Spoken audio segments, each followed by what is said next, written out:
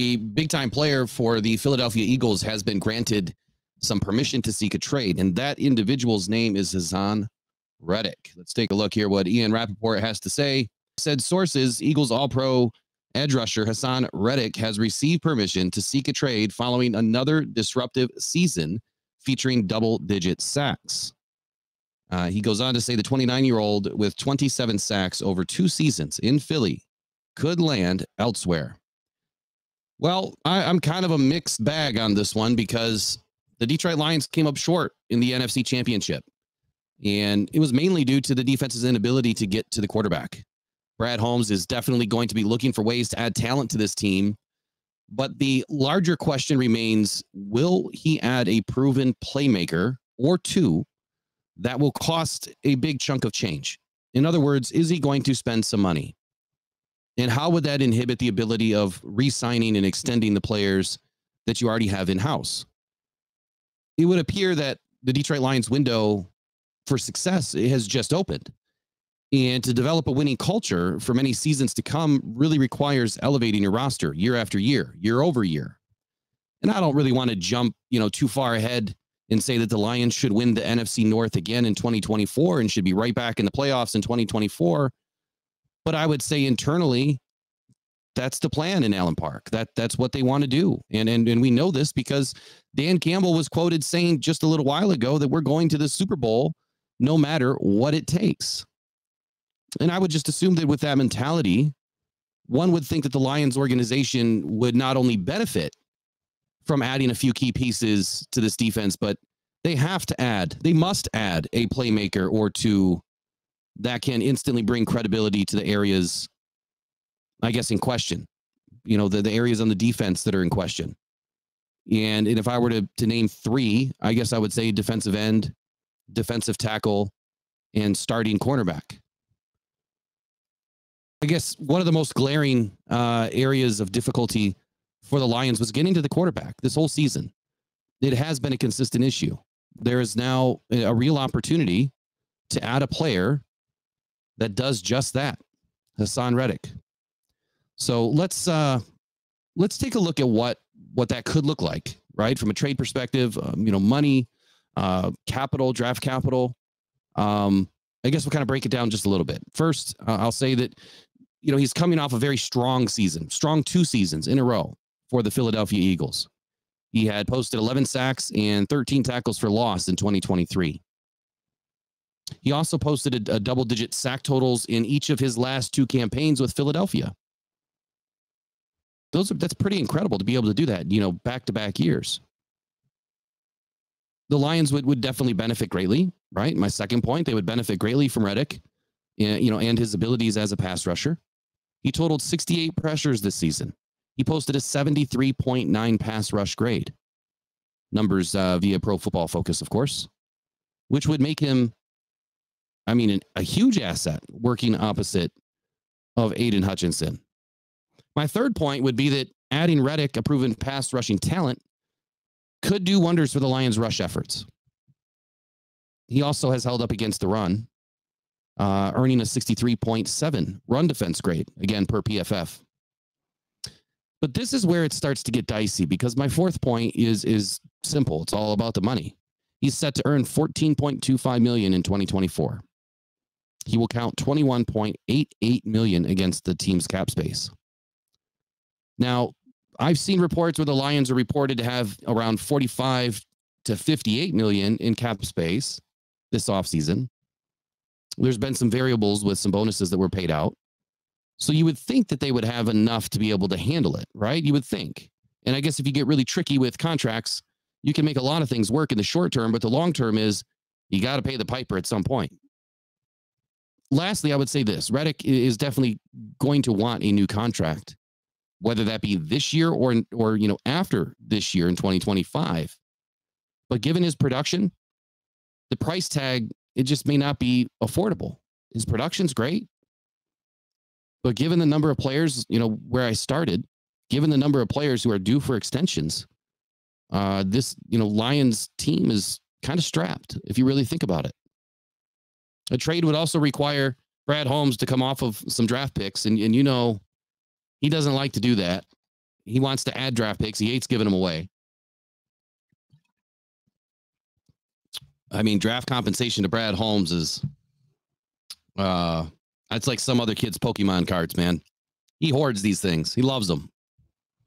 So given his ability, though, Brad Holmes to find talent, like he always has, always does, year in, year out. Later in the mid rounds, you know, he's doing all sorts of things, trading up, trading back.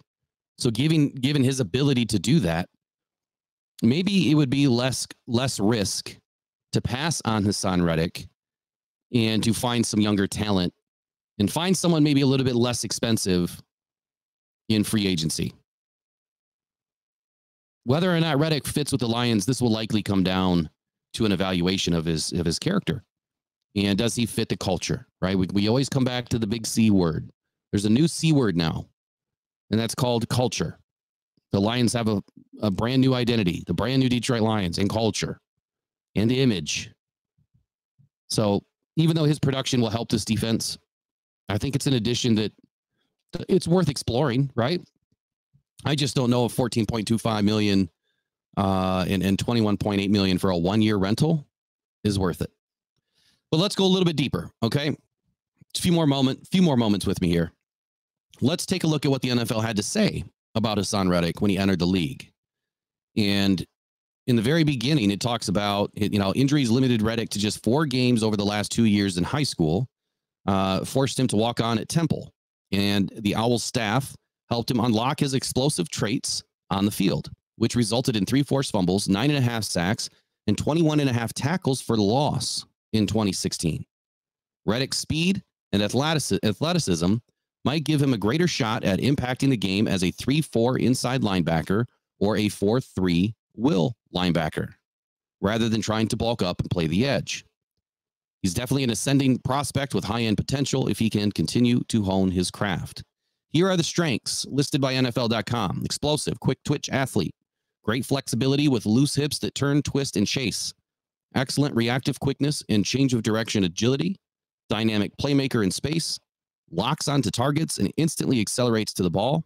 And I will say that I watched a few highlights before I did this video, and I saw just that. So many years later, even into his career now, he's still the same player he was all the way back then. He finished the 2016 regular season with 21.5 tackles for loss. That's insane. Fluid mover around the field.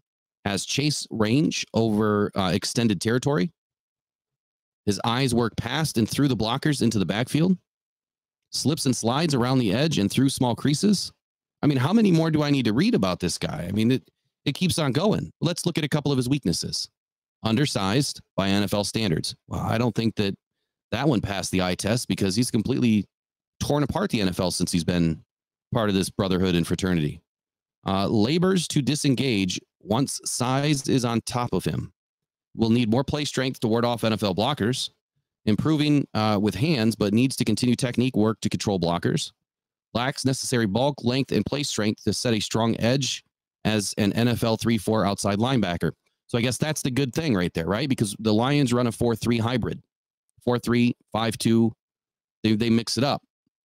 And we've already seen what a smaller outside linebacker like a James Houston can bring to the table. They go on to say that he had marginal speed to power ability. Lastly, I'll read just one more. Slides off too many tackles. Isn't that the point? I guess I don't understand that one. But anyway, so he has phenomenal talents, rare attributes, rare ability. You can go watch just about any highlight film on this guy, and he's always involved in the play. Somehow he's trying to get his hat near the ball. And that's what I do love about him. I just think it's going to be too steep of a price to pay. So unless they're able to work out something before the trade that involves a contract extension and you know that would look friendly to the Detroit Lions, I think this is a hard pass for Brad Holmes. I do.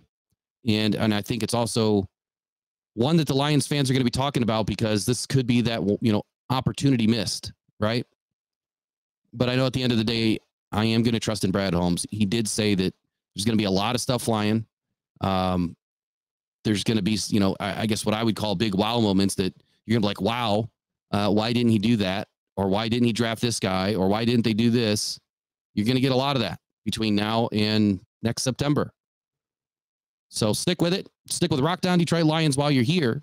And do us all a favor and go down and check the description, because this episode has been brought to you by C3 Mitts. If your hands get cold while hunting, check out C3 Mitts, man. They have an excellent product line for you.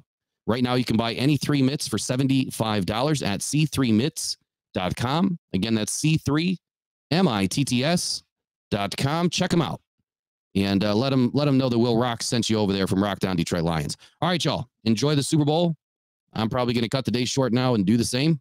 And we'll get back to you guys tomorrow. All right, take care. Bye-bye.